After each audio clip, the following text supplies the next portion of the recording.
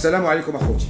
اقسم من بعث الرحمن لا هذا الفيديو واقيلا عاودته اكثر من 17 مره، لان كل مره تنبدا وتنقرا اللي كاتب هذا الملحد الا وتنضخ وتنسى ولا تنجلس نفكر ونعاود الفيديو.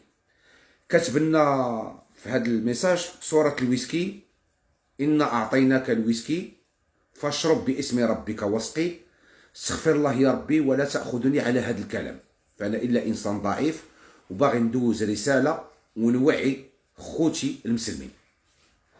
مني ضربت على السميه ديال هذا الملحد لقيتو سميتو ابو شنطه الخليجي. ما معنى هذا؟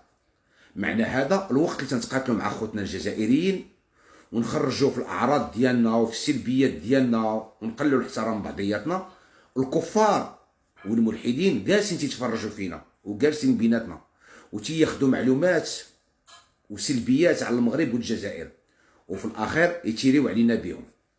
كاع اللي تيتساءل بحالي وتيقول كيف يعقل اليوم 1 جوان والطقس ديال الشتاء والبرد كيما 1 ديسمبر، فهذا تقلب الطقوس يعني على اخره الزمان. ملي ولاو المسلمين يتقاتلوا بيناتهم ويعطيو السلبيات ديالهم واسرارهم للملحدين باش يضربونا بهم، وما نقدروش حتى نجاوبوهم لان حنا لاهين بيناتنا، المغربي يضرب في الجزائري والجزائري يضرب في المغربي.